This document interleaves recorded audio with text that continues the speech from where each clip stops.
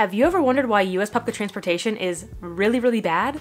So have I, and you're probably gonna be surprised by a lot of these reasons. Hello everyone, it's Emma and welcome back to my channel. Today we are diving deep into why US public transportation is so bad.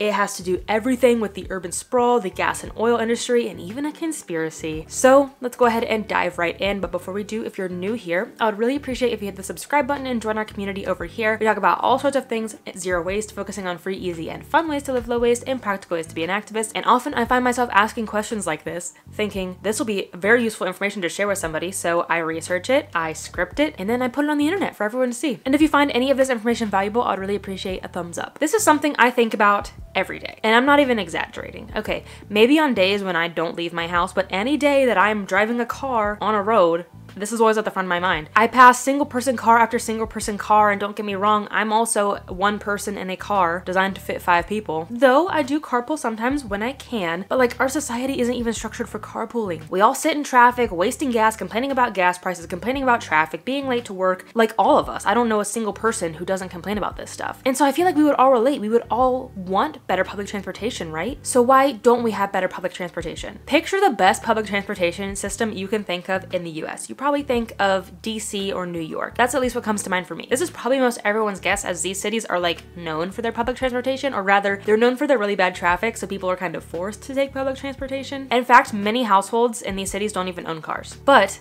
1/3 of all public transportation in the US is in New York City alone. But even New York City's public transportation is honestly no match for public transport throughout the rest of the world. Cities like Tokyo and Seoul and Paris and London, they all have very good public transportation. First, we need to talk about the urban sprawl. If you think about those cities I mentioned, those other big cities throughout the world, they don't really have urban sprawl. Okay, so Tokyo does a little bit, as I used to live in Japan, for anyone who didn't know. That being said, Tokyo is like the largest populated city in the world, so they deserve to have a little bit of sprawl. And despite the sprawl, they still have really good trains. All these cities are so old, they were developed around public transportation and walking and biking, and we'll touch more on that later. But many major cities in the US, especially west of the Mississippi, the cities that have been developed in the last 100 years or so, like they're very new cities. And they were also, a lot of them were built, maybe not necessarily built, but like they expanded, they exploded after World War II, meaning the invention and the normalization of the automobile. These cities were literally designed for cars. But we can't blame this entirely. Let's look to Canada.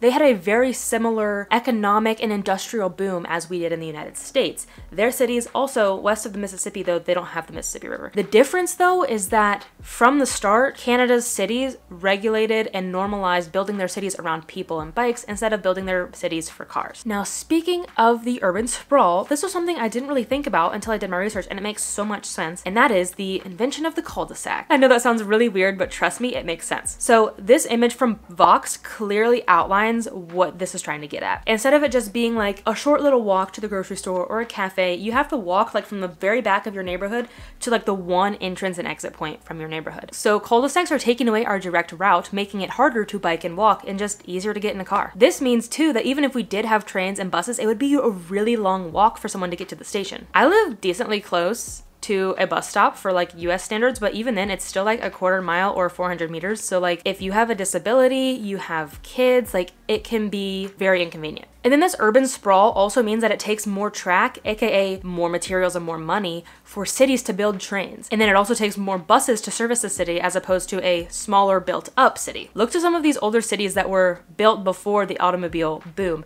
Cities like New York City, Boston, San Francisco, DC, pretty much any city on the East Coast. They all have the highest levels of public transit in the US. And they probably also have very good sidewalks, crosswalks, pedestrian signs, and so forth. And if we also look at all these major cities in the US compared to Europe, we were all on a very similar timeline when it came to the industry. That is, until the 1950s. Everyone was fascinated by cars, everyone was coming out of the Great Depression and World War II, everyone was ready to like own a bunch of stuff and buy a bunch of stuff and make their lives better. This is like the era of the American dream. And so once the 1960s rolled around, Europe was still on track with their public transit and walking cities, while the US was like, no, we love cars, everyone's gonna own a car now, and we're gonna build our cities for the cars. That being said, we also need to talk about the mindset around cars and the like, I have to own everything, I have to drive myself kind of mindset. It is just so ingrained in our society to, one, make cars the most convenient option, and two, many people are biased, like in the wrong way, against public transportation. Many people think like, oh, it's just welfare. It's just for people who can't afford cars, people who don't know how to drive. So I want to ask you to ask a friend, a coworker, somebody, what they think about public transportation, because I think it's just still so ingrained in our society in the US that public transportation equals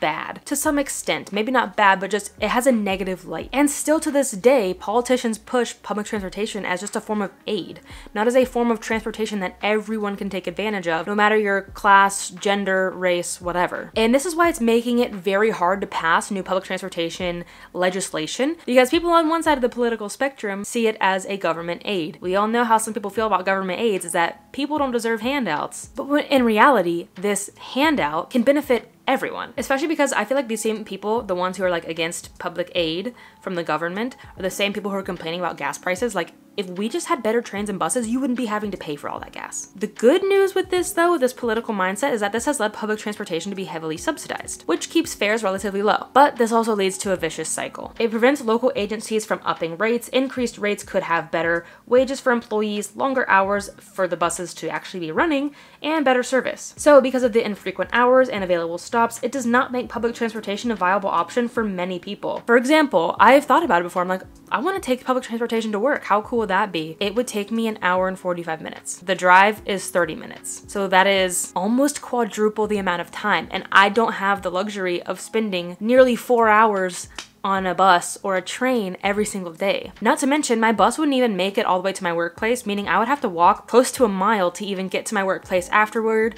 I would have to change, I would have to shower. It would actually probably be more than 4 hours. But this biased mindset around public transportation doesn't end there. And I'm guilty of this too, because it's social conditioning for us to think that we need cars. And I get it, sometimes there are needs. Like I probably couldn't carpool with a coworker if I had an appointment or something like that. If I had to leave early for the day, if you have kids and you have to drop them off for school, you have to move car seats, I can see why carpooling can be a bit of a headache. But I think at the same time, it's probably half and half. Half of it mindset that I need to drive my own car, and half inconvenience. As we already kind of touched on a little bit, let's jump more into the politics around public transportation. Because public transportation is seen as a social aid, this means certain politicians do not want to vote to make it better. And I don't get why some politicians don't want to help the poor, but especially they don't want to help everyone, because as I already said, public transportation will make it better for everyone. In other countries, it's not a divisive topic, and I don't see how it's a divisive topic. And what else I don't understand is how people are so easy to agree on voting for more highways, more lanes, road construction all the time, when we could use this money to fund public transportation, but nobody questions it. And fun fact,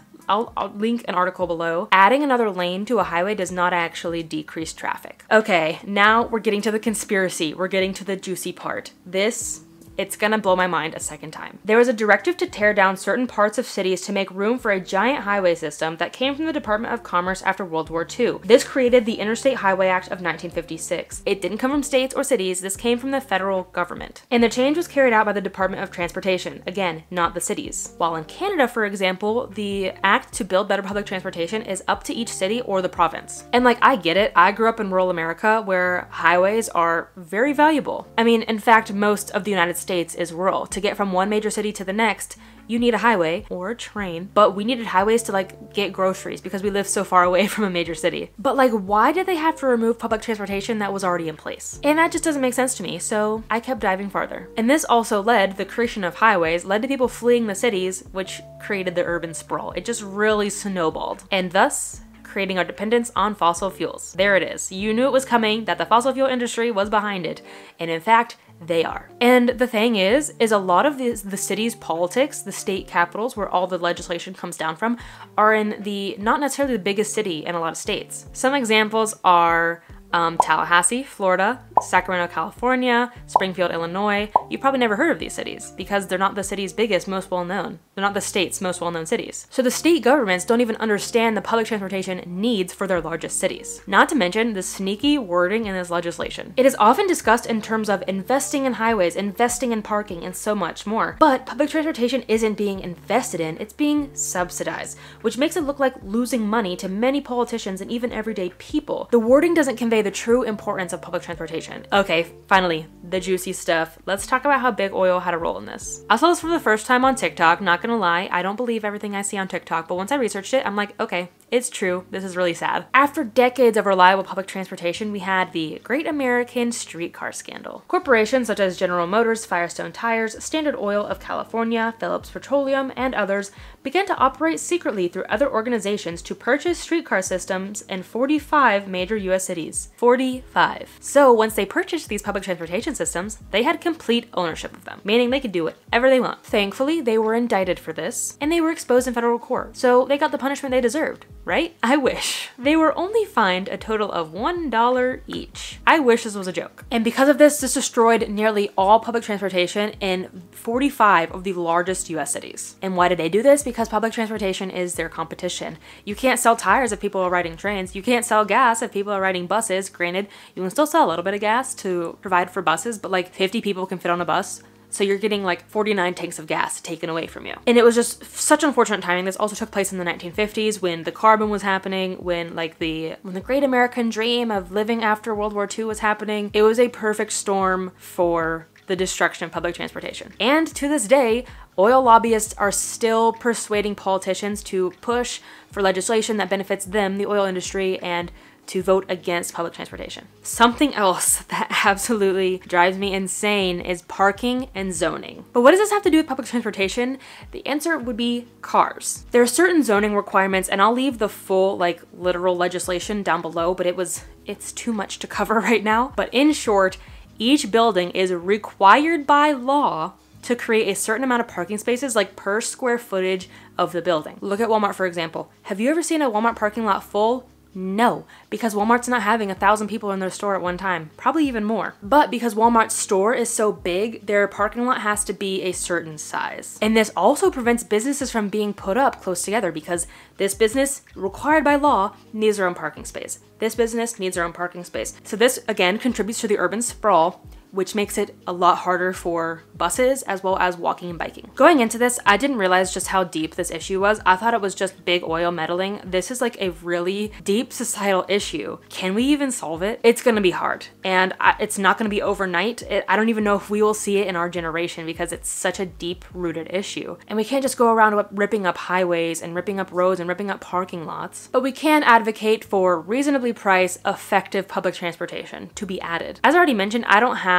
the luxury of having 4 hours taken out of my day to ride a bus to and from work. So we need to have more timely bus and train schedules. If it didn't take 2 hours to ride a bus while driving a car takes 30 minutes, if it was closer to 45 minutes, even an hour, I would probably be more inclined to ride the bus, as I'm sure a lot of you would as well. And this is a simple thing we can fix without having to rip up anything or without having to build anything. We might need a few more buses added to the bus routes. We might need to change the frequency of the stops, but this is an easy fix. Well, easy in the grand scheme of this issue. And we can also help by creating demand. As I said, it's already very hard for a lot of people to take public transportation for a lot of reasons, because they don't live close to a bus stop, because they don't have enough time, etc. But take public transportation every once in a while in your city, and at the very least, vote for people who are trying to push for better public transportation. Tell your mayor, tell your governor, tell your senators that you want to see better public transportation by writing to them, to emailing them.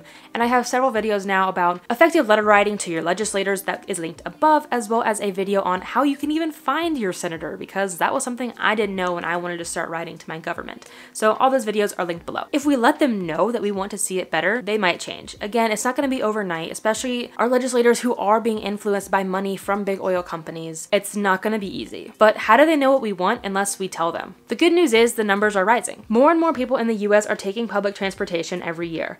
We also need to become less reliant on our cars. I get it, it's convenient, but simple things like I only live a 10-minute walk from a grocery store. Very lucky for people in the suburbs of the US. I know almost nobody has that luxury, but instead of driving to get groceries, I take the 10-minute walk. If you have the opportunity to carpool, carpool. If you have a bike, consider taking that instead. You don't have to start taking public transportation to quit relying on your car. Fact, I have a video, pretty recent. I really enjoyed the topic. It is 10 ways to avoid supporting big oil without having to give up your car. So you can check that out up here. And I know it's very hard for a lot of us to give up our cars, but if we can quit supporting big oil in other ways, that might be a good thing.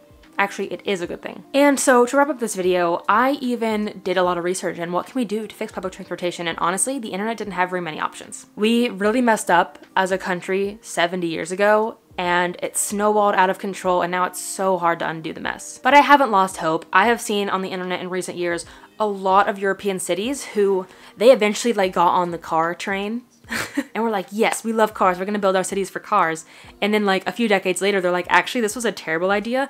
And they converted their cities back into walkable, bikeable cities with more greenery, with less pavement. So it is possible. Do I think it's possible for cities like where I live, Las Vegas? I want to think it's possible, but the urban sprawl in this city is real. I think this city is probably like the size of Rhode Island. I'm not even joking. The city is freaking huge. But for smaller cities in the US, like I grew up near Dayton, Ohio, I think that could be a pretty easy city to turn into a walkable, bikeable city. I think another thing people worry about is like, oh, but then we can't be modern and futuristic. We need our Tesla's tunnels and all this stuff. But like, I've been to Tokyo multiple times. One of the most like modern, most popular cities in the whole world.